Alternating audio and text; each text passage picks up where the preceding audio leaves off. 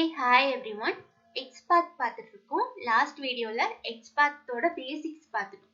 So இந்த videoல Xpath Functions பார்க்கலாம். So நம்ம major-ஆ யூஸ் பண்ற Xpath function contains starts with text. So இந்த Xpath எதுக்கு யூஸ் பண்றாங்கன்னா dynamic elements locate பண்றதுக்கு யூஸ் பண்றாங்க. What is dynamic element? Then இந்த Xpath functions யூஸ் பண்ணி எப்படி ஒரு Xpath construct பண்றதெல்லாம் இந்த வீடியோல பார்க்கலாம். ஓகே, நம்ம இன்னைக்கு டெமோக்கு எடுத்திருக்கிற அப்ளிகேஷன் இதுதான் demoqa.com.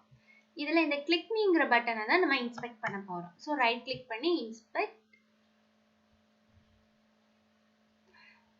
ஐகான் கிளிக் பண்ணிட்டு இந்த பட்டன் மேல ஹோவர் பண்ணுங்க. இதோட ப்ராப்பர்ட்டிஸ் வந்து கீழே வந்து ஹைலைட் ஆகுது. ஸோ இதுக்கு வந்து ஐடி இருக்கு. ஸோ ஐடியில் என்ன கொடுத்துருக்காங்க, சம் வேல்யூஸ் கொடுத்துருக்காங்க, டி ரன்னு கொடுத்துருக்காங்க. ஓகேவா, இப்போ என்ன பண்ணுறேன், இந்த யூஆர்எல் எகெயின் ஒன்ஸ் ரெஃப்ரெஷ் பண்ணுறேன். பேஜ் ரெஃப்ரெஷ் ஆயிடுச்சு. இப்போ திரும்பவும் இன்ஸ்பெக்ட் பண்ணுறேன். இப்போ பாருங்க, அந்த கிளிக் மீங்கிற பட்டனோட ப்ராப்பர்ட்டிஸ் இதுதான். பட் ஐடி பாருங்க என்ன வந்திருக்கு, FFZDH அப்படின்னா ஃபர்ஸ்ட் இந்த ஐடி வேற, இப்போ இருக்கிற ஐடி வேற. ஸோ எந்த ஒரு எலிமெண்டோட ப்ராப்பர்ட்டிஸ் ஃப்ரீக்வெண்டா சேஞ்ச் ஆகுதோ அந்த எலிமெண்ட் வந்து டைனமிக் எலிமெண்ட். ஸோ கிளிக் மீங்கிறது ஒரு டைனமிக் எலிமெண்ட். ஓகேவா, இதோட ப்ராப்பர்ட்டிஸ் வந்து சேஞ்ச் ஆகிக்கிட்டே இருக்கு. நீங்க இந்த ஐடி கொடுத்து ஸ்கிரிப்டிங் கம்ப்ளீட் பண்ணிட்டீங்க. இப்போ என்ன பண்றீங்க, உங்க கோடை ரன் பண்றீங்க. ரன் பண்ணும்போது கண்டிப்பா அது ஃபெயில் ஆகும். ஏன்னா நீங்க ரன் பண்ணும்போது இதோட ஐடி கண்டிப்பா சேஞ்ச் ஆகும். இப்படிப்பட்ட எலிமெண்ட்ஸை வந்து இந்த ஐடிங்கிற அட்ரிபியூட் யூஸ் பண்ணி நம்மளால லொகேட் பண்ண முடியாது.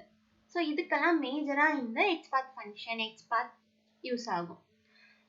இப்போ ஐடி யூஸ் பண்ண முடியாது. ஸோ டைப் யூஸ் பண்ண முடியுமான்னு பார்க்கலாம். Type attribute.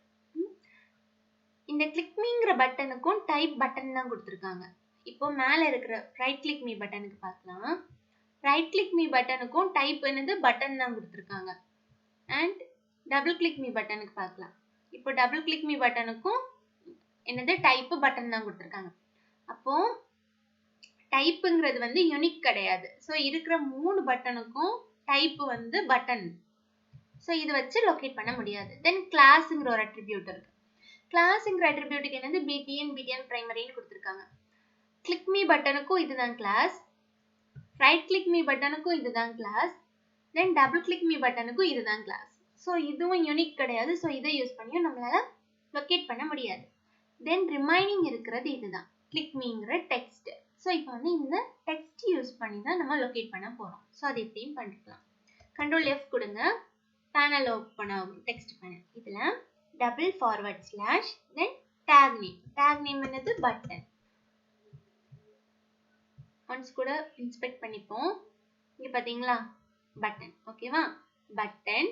தென் என்ன பண்ணும், ஸ்கொயர் பிராக்கெட் வந்து ஓபன் பண்ணும். ஓபன் பண்ணிட்டு இதுல இப்போ என்ன பண்ணணும், அட் யூஸ் பண்ணக்கூடாது, டெக்ஸ்ட் ஆஃப் இது போட்டுட்டு ஈக்குவல் டு சிங்கிள் கோட்டுக்குள்ள அதோட வேல்யூ.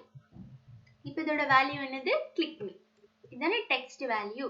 ஸோ இந்த வேல்யூவை இங்க பாஸ் பண்ணிடணும். சிங்கிள் கோட்டுக்குள்ள போட்டுட்டு தென் ஸ்கொயர் பிராக்கெட்டை க்ளோஸ் பண்ணிடணும். இப்போ பாருங்க 1 காமிக்குது. அதோட ப்ராப்பர்ட்டிஸ் ஹைலைட் ஆகுது. நீங்க என்டர் கொடுக்கும்போது எலிமெண்ட்டும் ஹைலைட் ஆகுது. ஸோ இது வந்து கரெக்டான Xpath. ஓகேவா, இப்போ கண்ட்ரோல் A கண்ட்ரோல் C கொடுத்துட்டு நம்ம நோட்பேட்ல பேஸ்ட் பண்ணிக்கலாம். ஓகேவா, டெக்ஸ்ட்ங்கிற ஃபங்க்ஷன் யூஸ் பண்ணி Xpathக்கு இதுதான் சின்டாக்ஸ். Xpath ஃபங்க்ஷன் இன்னும் 2 Xpath ஃபங்க்ஷன்ஸ் கூட இருக்கு. ஒன்று contains, இன்னொன்று starts with. ஸோ இப்போ வந்து நெக்ஸ்ட் contains பார்க்கலாம். contains எப்படி எழுதுறதுன்னு. contains-னாலே எதுக்கு யூஸ் பண்ணுவாங்கன்னா, என்டையரா நான் கொடுக்க மாட்டேன், ஏதாவது ஒரு போர்ஷன் கொடுக்குறேன். இந்த போர்ஷன் எந்தெந்த ப்ராப்பர்ட்டிஸுக்கு எந்தெந்த எலிமெண்ட்டுக்கு மேட்ச் ஆகுதோ அந்தந்த எலிமெண்ட் வந்து லொகேட் பண்ணணும் அப்படிங்கிறதுக்கு. இப்போ என்ன பண்றேன், இதுல ஓகே இது பண்ணிட்டே பண்ணலாம். இதுக்கு சின்டாக்ஸ் என்னதுன்னா contains. Okay, // button take name கொடுக்கணும், ஸ்கொயர் பிராக்கெட். இப்போ contains-னு டைப் பண்ணிக்கோங்க. எல்லாமே ஸ்மால் S வரும் contains. அதுக்கப்புறம் ரவுண்ட் பிராக்கெட் ஓபன் பண்ணிட்டு இதுல டெக்ஸ்ட் ஆஃப். ஓகேவா, இந்த ரவுண்ட் பிராக்கெட் டெக்ஸ்ட் ஆஃப் போட்டுட்டு கமா சிங்கிள் கோட்டுக்குள்ள வேல்யூ. இப்போ நான் என்ன வேல்யூ கொடுக்குறேன்? மீங்கிற வேல்யூ கொடுக்குறேன். மீங்கிறது வேல்யூ எப்படி வந்துச்சுன்னா, இங்க கிளிக் மீன் இருக்கு பாருங்க. நான் ஃபுல்லா கொடுக்க மாட்டேன், ஜஸ்ட் ஒன் போர்ஷன் மட்டும் தான் கொடுப்பேன். இப்போ மீங்கிறது மட்டும் கொடுக்குறேன். மீங்கிறத வந்து சிங்கிள் கோட்டுக்குள்ள கொடுத்துட்டு அந்த சர்க்கிள் பிராக்கெட்டை க்ளோஸ் பண்ணிட்டு ஸ்கொயர் பிராக்கெட்டையும் க்ளோஸ் பண்ணிடுறேன். இப்போ பாருங்க எத்தனை எண்ணம் லொகேட் ஆகுது? 1 of 3 லொகேட் ஆகுது. ஏன் லொகேட் ஆகுதுன்னா, டபுள் கிளிக் மீலையும் மீ இருக்கு, ரைட் கிளிக் மீலையும் மீ இருக்கு, கிளிக் மீலையும் மீ இருக்கு. ஸோ அதனால தான் 3 எலிமெண்ட்ஸ் லொகேட் ஆகுது. ஸோ இது யூஸ் பண்ணும்போது கேர்ஃபுல்லாக யூஸ் பண்ணணும். மேபி நீங்கள் கொடுக்குற வேல்யூ வந்து மோர் தென் 1 எலிமெண்ட்டுக்கு காமனாக இருந்துச்சுன்னா எல்லா எலிமெண்ட்டையும் லொகேட் பண்ணிட்டு வந்துடும். ஸோ இந்த இடத்துல வந்து நம்ம மீ மட்டும் கொடுக்கக்கூடாது, ஏன்னா நமக்கு சிங்கிள் எலிமெண்ட் தான் வேணும். சிங்கிள் எலிமெண்ட் வேணுங்கிறதுனால கிளிக் மீ கொடுத்துட்டோம். ஆக்சுவலாக கிளிக் மீயும் எடுத்துக்கல, ஏன்னா டபுள் கிளிக் மீல கிளிக் மீ இருக்கு, ரைட் கிளிக் மீல கிளிக் மீ இருக்கு, கிளிக் மீலையும் கிளிக் மீ இருக்கு. ஸோ அதனால தான் 1 of 3 காமிக்குது. ஸோ இது ஆப்வியஸா கண்டெய்ன்ஸ் யூஸ் பண்ணக்கூடாது. நம்ம ஃபர்ஸ்ட் எழுதணும் பார்த்தீங்களா, டெக்ஸ்ட் ஆஃப் போட்டு.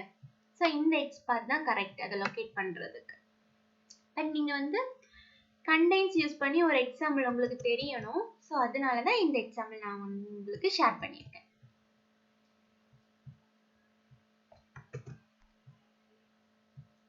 ஓகே, இப்போ வந்து கண்டெய்ன்ஸ்ங்கிற எக்ஸ்பாத்தோட சின்டாக்ஸ் வந்து இதுதான்.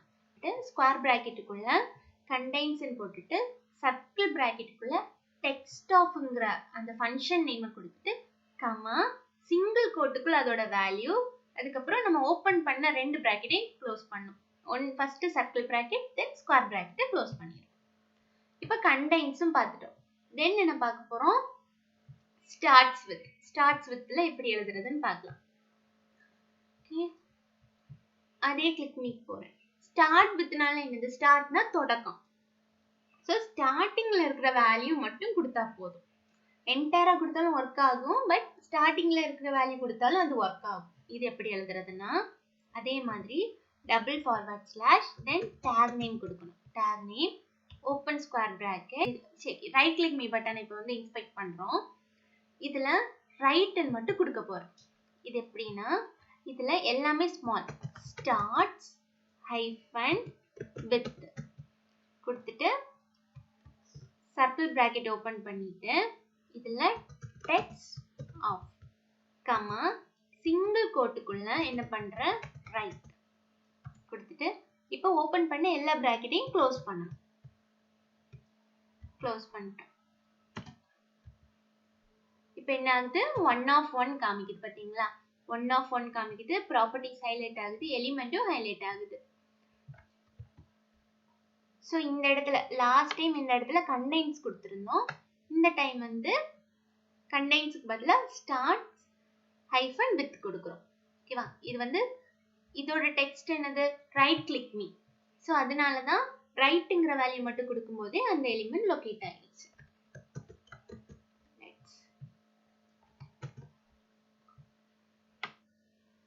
ஓகே, அப்போ ஸ்டார்ட்ஸ் வித் எப்படி எழுதணும்? எப்பவும் போல டபுள் ஃபார்வர்ட் ஸ்லாஷ் யூஸ் பண்ணிட்டு tag name then square bracket then starts S வரும் ஹைஃபன் வித் தென் சர்க்கிள் பிராக்கெட்டுக்குள்ள டெக்ஸ்ட் ஆஃப் கமா சிங்கிள் கோட்டுக்குள்ள அதோட வேல்யூ கொடுத்துக்கணும்.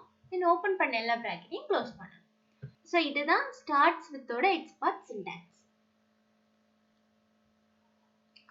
தென் அட்ரிபியூட் பேஸ்ட் எக்ஸ்பாத் இருக்கு. அட்ரிபியூட் பேஸ்ட் எக்ஸ்பாத் வந்து நெக்ஸ்ட் வீடியோல பார்க்கலாம். இப்போ ஒரு ரீகேப் பார்க்கலாம். ஸோ எக்ஸ்பாத் ஃபங்க்ஷன்ஸ் பார்த்துட்டு இருக்கோம். இதுல டெக்ஸ்ட் ஆஃப் பார்த்தோம், ஸ்டார்ட்ஸ் வித் கண்டெய்ன்ஸ் பார்த்துருக்கோம். ஸோ இது எதுக்கு யூஸ் பண்றோம்னா, டைனமிக் எலிமெண்ட்ஸை லொகேட் பண்றதுக்காக யூஸ் பண்றோம். தென் வாட் இஸ் டைனமிக் எலிமெண்ட்னா, எந்த ஒரு எலிமெண்ட் வந்து அதோட ப்ராப்பர்ட்டிஸ் வந்து கண்டினியூஸா சேஞ்ச் பண்ணிட்டு இருக்கோ, ஸோ அதுதான் டைனமிக் எலிமெண்ட். ஓகேவா? ஈச் ரெஃப்ரெஷர்ல எதர் யூஐலையும் சரி இல்லை பேக் எண்ட்லையும் சரி ஏதாவது ஒரு சேஞ்ச் வந்து வந்துகிட்டே இருக்கும் அந்த எலிமெண்ட்ல. ஸோ அது லொகேட் பண்றதுக்கு மேஜரா இந்த எக்ஸ்பாத் ஃபங்க்ஷன்ஸும் எக்ஸ்பாத்தும் ஹெல்ப்ஃபுல்லா இருக்கும். இந்த வீடியோக்கு அவ்வளவுதான். நெக்ஸ்ட் வீடியோல அட்ரிபியூட் பேஸ்ட் எக்ஸ்பாத் பார்க்கலாம். வீடியோ இன்ஃபர்மேட்டிவா இருந்தா சப்ஸ்கிரைப் பண்ணுங்க, ஷேர் பண்ணுங்க. தேங்க்யூ.